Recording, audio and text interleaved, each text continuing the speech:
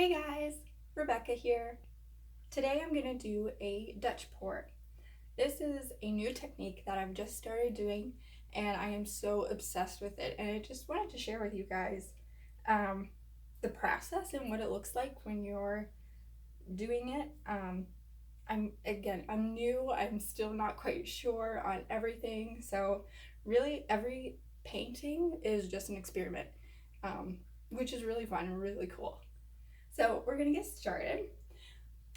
I've already mixed my paints. My paints are just Floetrol, water, and paint. So my base is gonna be white, and I don't know if you can see that, but the consistency is pretty fluid, but it does have a mound on the top. When you pour it back into the cup, it creates a little bit of a mound. So it's not super watery. You don't want that. That's something I have learned. I have this pretty teal, so, and then this blue. I'm in love with that. But again, just kind of runny, runs back into the cup, but creates that little bit of a mound. All right, so what I've done to prepare my canvas is on the back of it, I taped the bottom so that it doesn't get all gunky. When the paint dries, you can just rip off the paint and the back is still nice and clean. I've also taken nails as my little stands, and I just reuse these, so it makes it super easy. You just nail them into the back of the canvas, and then you just pull them out when you're done, after it dries, that is. Okay, so we're gonna start with the white, and we're just gonna dump some on. And I take my knife. These are just plastic kitchen knives that I already had, and I washed them afterwards, so I get to reuse them, which is really awesome. Sustainability. So you just spread it around, covering those edges. It'll pour over the sides, and then you just smear it around. It's half the fun. More paint.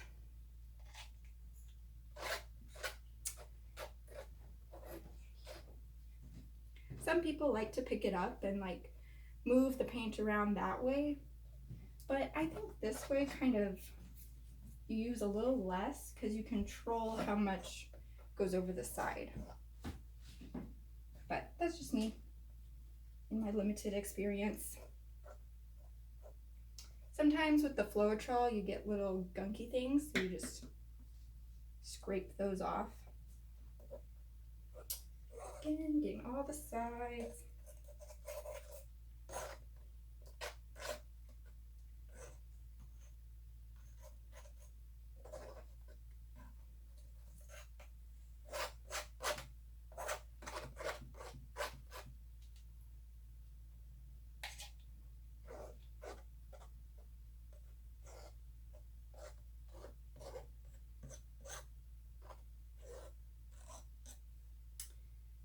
My first thought when I started doing these was like, oh my gosh, there's so much paint.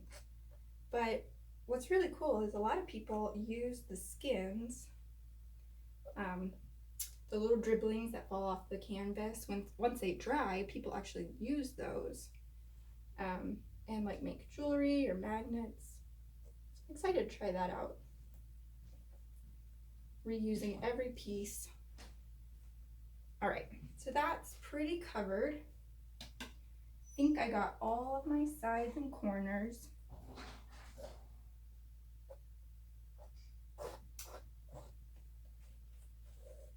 Okay. So my plan for this piece is I wanted to go a line down the center with the colors and then blow it out kind of one this direction, one this direction. and see how that goes. Again, this has kind of been an experiment for me. Each painting is hit or miss still, if it turns out or not. But so my first color, I'm going to do this magenta. It's kind of my favorite right now. Just a line down the middle. And then some of this teal. Okay. And then I've been debating about this orange. I think it might be too much, so I think I'm gonna leave that out. And then just a little bit of pink.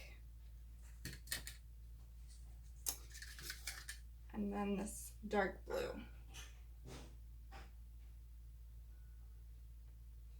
I really love this color, so I'm gonna do a little bit more of that. Okay, so there's that. Now we're gonna take some white and just go along the edges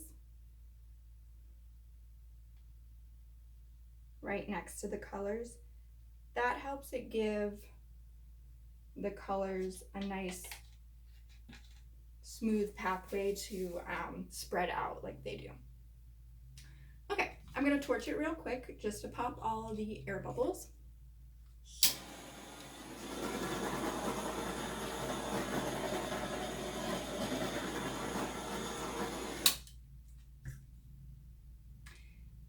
If you're just starting out and you don't have a blowtorch or that kind of thing, like, it's okay, it doesn't matter. All that is doing for a Dutch pour is popping the air bubbles so it dries really smooth. Okay, let's give this a go and see what happens. I'm gonna set my hairdryer on low.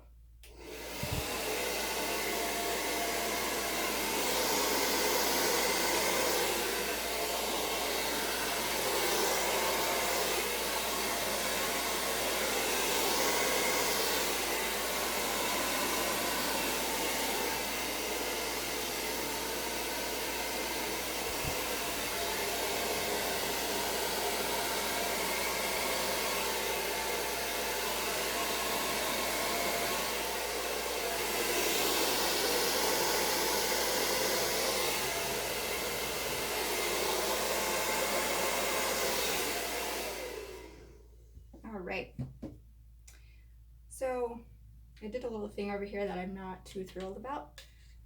Kind of splattered. I don't know if you guys can see that with the glare or not, but the paint kind of splattered. So I'm just gonna take my white and scrape that bit off and then re-pour some white over it to kind of hide what happened there. Yes. All right. So that didn't turn out too bad. Like I said, still experimenting, hit or miss. The other tool you might want, some people do little details by just blowing with their mouth, but I've been using this plastic straw and it's been working pretty well. So some areas that you're like, oh, I just wish something more was going on there, you can take your straw and blow it out and see what happens.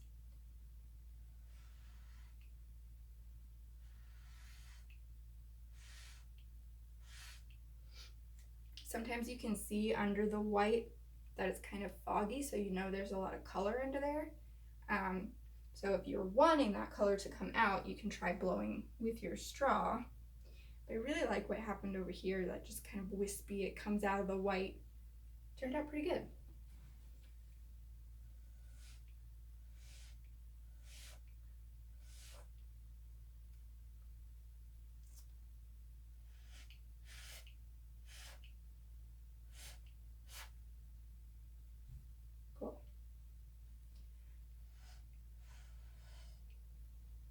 All right.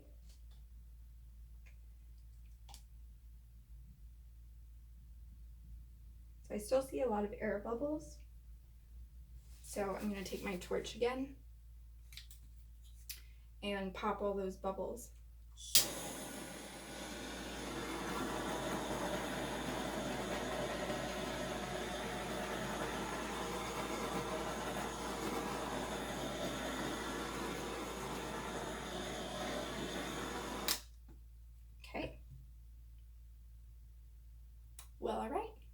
not too bad for an experiment. Thanks, guys. Let me know what you think. I appreciate you watching, and I'll see you soon.